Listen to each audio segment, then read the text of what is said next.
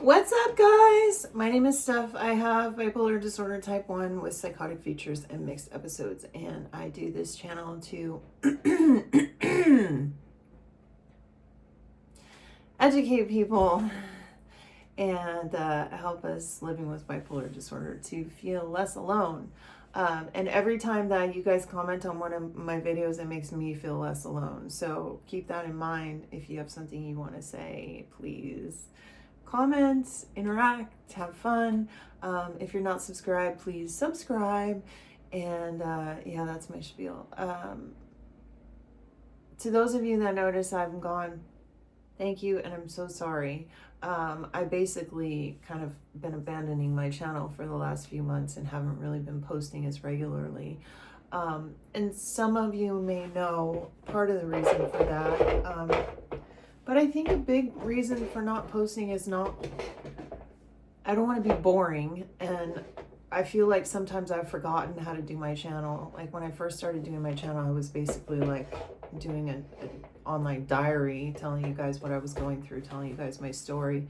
And then I started trying to make videos that were more helpful, because I don't know if it's helpful just listening to me tell you guys what I'm going through. And I also noticed in my videos that I don't really talk about how these things make me feel necessarily. Like, I tell you what happened to me, I tell you what I've been through, I tell you what my family's been through, but I don't really talk about my feelings and how that makes me feel.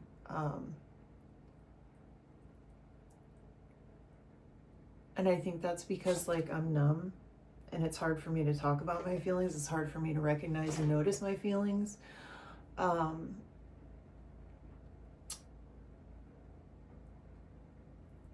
I feel like, and I don't do scripts for my videos, so if there's long pauses or anything like that and that disturbs you, it doesn't happen that often, but it does happen because I do lose my train of thought. See, I don't even know what I wanted to do a video about today. I guess I just wanted to tell you guys that I'm sorry that I haven't been posting, and that I just have this fear of being boring, and that I don't really feel like I know what I'm doing anymore. I don't know if, like, I don't want to come off as, oh, feel sorry for me. I don't want to come off as, oh, I have such a hard life.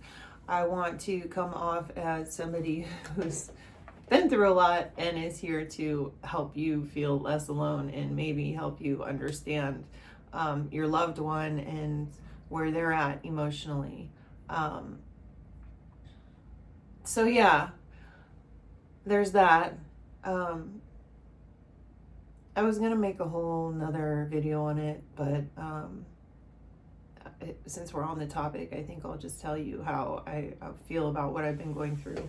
So it's been really overwhelming dealing with, I don't want to say dealing with, that's a horrible thing, that it's been difficult trying to help somebody in my life. If you know, you've been watching, this person was my neighbor who had a severe psychotic episode and was using drugs and was about to lose her home, and I befriended her and tried to help her. And so that landed me in a situation of watching her dog for nearly 6 months and taking care of her cat and being her sole support person, which is a lot. And I think it relates to this because I think if you're a loved one who has a family member who has bipolar disorder or substance abuse issues, that it is extremely taxing. And even though you're not necessarily aware of how much stress it's putting on you, it is putting stress on you. So maybe be cautious of that. I think managing expectations is a big one too. For example, for me, like, not only has it been like added stress of like taking care of another dog and feeding a cat every day, twice a day, not only has that added to my stress and my schedule and took away from the time that I have to do my vlog, but being a support person is emotionally hard as well, because you're rooting for this person, you want to see them get better, and you just have to believe that they're going to get better. But at the same time, you have to manage your expectations because you don't know if they're going to succeed. So you have to just believe in them. But then what happens, what happens if you have a loved one with bipolar disorder and they get treatment?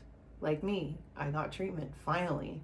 And I thought, whoa, I got on medication, never going to get sick again, never going to have another psychotic episode. Wasn't the case.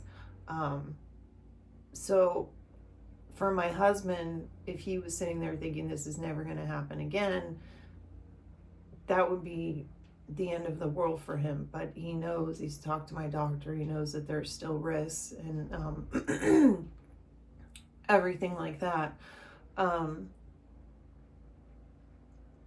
I feel also really insecure about where I'm at in my life. I don't work because I have bipolar disorder. It's like an added stress that I don't need to put on myself if I don't have to. I'm not rich or anything, but my husband takes care of us well enough to where that we don't have to struggle a lot. But I do kind of feel like a loser sometimes. I don't know if those of you out there may have bipolar disorder or don't work, and that affects your self-esteem in any way, but a lot of people think that if you don't work, you're less valuable in the world or to society or whatever. So that makes me insecure. I'm aging. That makes me insecure, and being insecure makes it hard to do a vlog. To look at myself on camera makes me insecure because I've put on weight. I'm aging, and I don't want this channel to be, please feel sorry for me, and it's not even that. I don't want it to not please feel sorry for me. I don't want people to feel sorry for me because of what I've been through or because I'm living with bipolar. I don't want people to think that living with bipolar disorder is the end of your life. It's just a different life. It's not the same as a normal person. It never will be. Or what somebody who doesn't have bipolar disorder. But that's true for a lot of things in life. A lot of disabilities or learning disabilities or, everything. It's all connected. My ears just started ringing. Somebody's talking about me. Have you ever heard that? If your ears start ringing, it means somebody's talking about you. It's true. So I jumped around a lot, lost my train of thought. Don't even know what I've already said, but it's hard for me to talk about my feelings. And it's also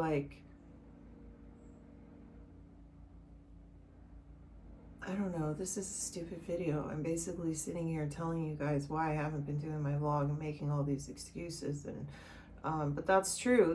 Those are all the reasons why. Is that, sometimes I feel like a loser because I don't work, and that gets me down, and then when I get down I don't want to do as much, so then it's even worse, and then I feel super self-conscious about where I'm at with my life in my life right now as a woman aging. And having to look at yourself on a little camera is not is not conducive to being insecure, and not knowing if I'm doing this right, if I'm even being of value, doing my vlog. Sometimes it's hard to find topics, and it's always hard to just say look, I'm exhausted, life is hard living with bipolar, but I don't want you to feel sorry for me. Don't feel sorry for me. I'm just saying, this is something that we as people with bipolar disorder deal with. Loved ones deal with, trying to be our support system, and that's really exhausting. It's all exhausting. So I guess that's where I've been. I've just been exhausted. Exhausted with talking about my feelings and stuff like that. But I do miss interacting with you guys, and I miss your comments and stuff like that. So if you have any comments, if you have anything to say, hopefully I haven't bored you to death, but these are just where I've been, and I'm sorry. I love that some of you actually care. I really do. But I love you guys. You're awesome. Thank you for watching. If you're still here, thank you for your patience. My next video, ta-da, I do have one coming. My next video is going to be all about my bipolar marriage and the major problem that I had with that. So yeah, I'll leave a link below once it's completed. Thank you for listening, and I will talk to you later. Bye.